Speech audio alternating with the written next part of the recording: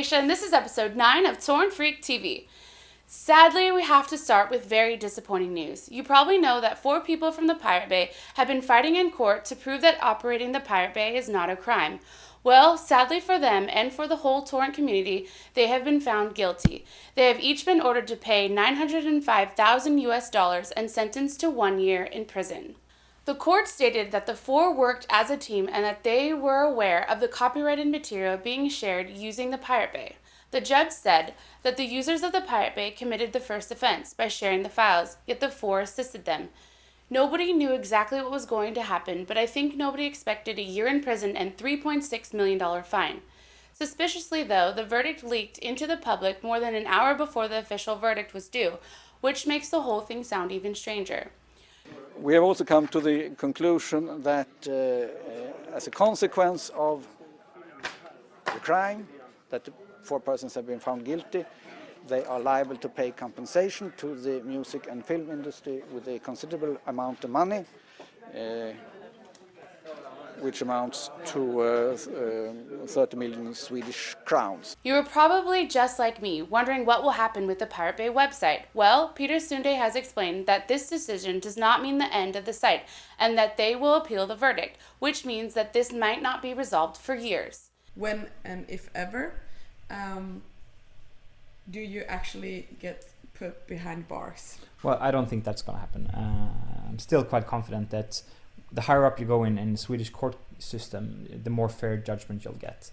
And no one can say that this is a fair judgment. This is definitely not a fair judgment, even if it would be illegal, which we really claim that it's not. And we really have read the laws surrounding this. And we have the top lawyers in Sweden, and they can't understand that this is a crime either. So even if it was a crime, jail time is so stupid, because this is, when it comes to the copyright issues, that's a civil complaint, and you can't get jail time really for civil stuff. This is horrible news, not just for BitTorrent, but also for ISPs, which might now find themselves liable for enabling users to download copyrighted material, which just seems stupid. I mean, why don't we go against car manufacturing companies because their cars kill thousands of people every year because the driver did not follow the speed limit? What? Not the same thing? Yes, it is. The car company made the car that can be used to follow the rules or break them. It's not up to the car company, though, to police their drivers. On a more happy and entertaining side, one of the Pirate Bay servers that was confiscated by the police in 2006 was bought by the Swedish National Museum of Science and Technology and will be displayed in the section of the museum dedicated to machines and inventions that have changed people's lives. Also, a movie clip from an upcoming movie about the Pirate Bay called TVB AFK has supposedly leaked onto the internet. I think that this is intentional, but that's just my opinion. Let's look at the clip.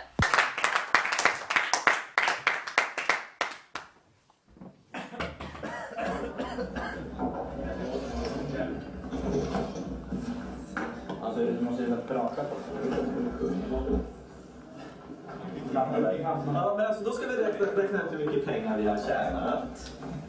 Då börjar vi med en exponentialfunktion.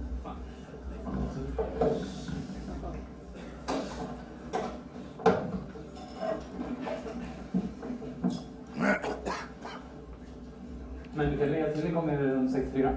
Ja, och för en så väljer vi ett slumptal. Mellan 100 och 52 000. Kollar du på svenska. Sen tar man kvadrater och för det så ser man hur mycket man själv kostar. Ja.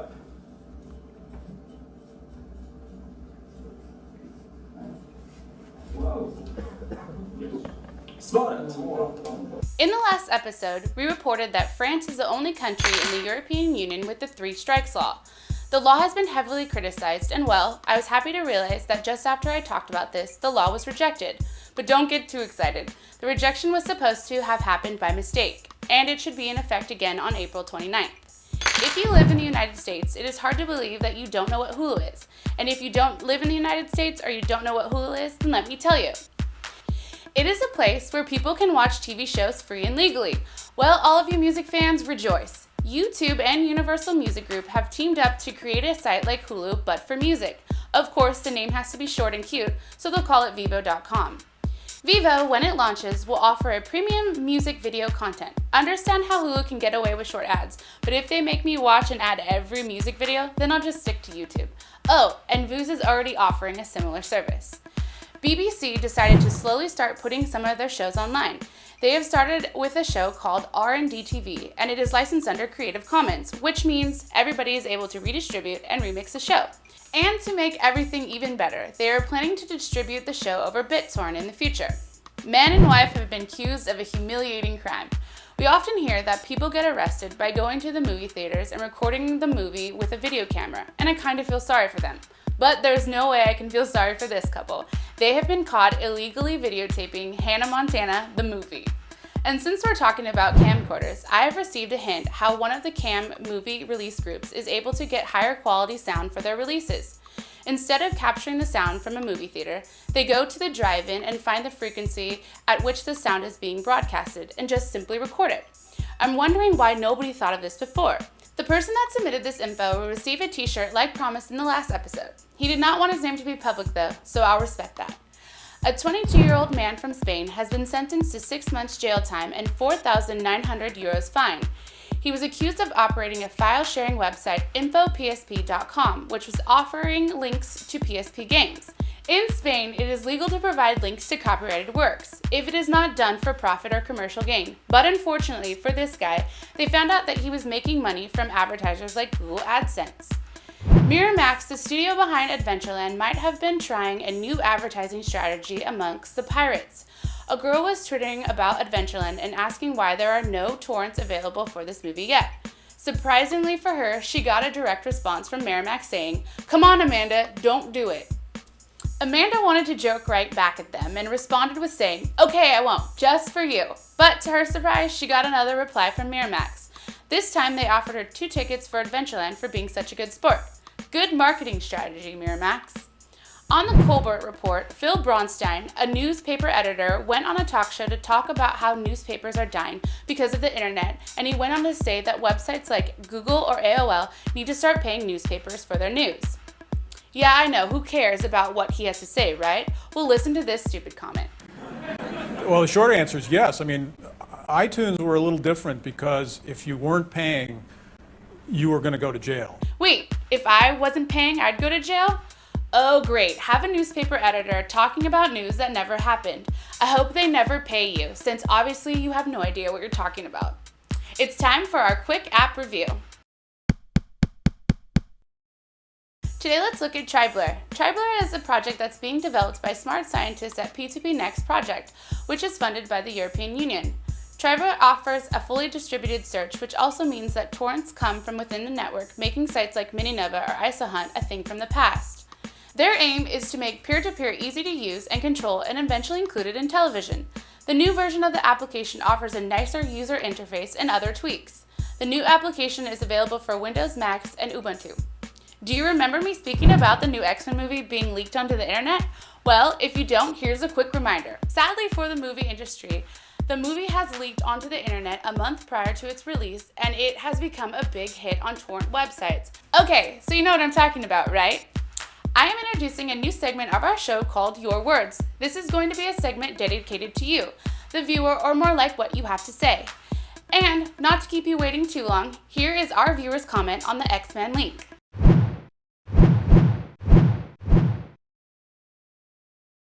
I don't think it's a bad thing that Wolverine was leaked. In fact, I think it's gonna be a really good test for the movie to see how it does now. Since this was only a work print, I think if it's good, people will still want to go see the full version in theaters, and pay for it. So I don't really think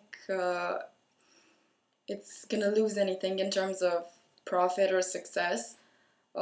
Perhaps it'll even generate more interest just because this leak has been, discussed so many times now.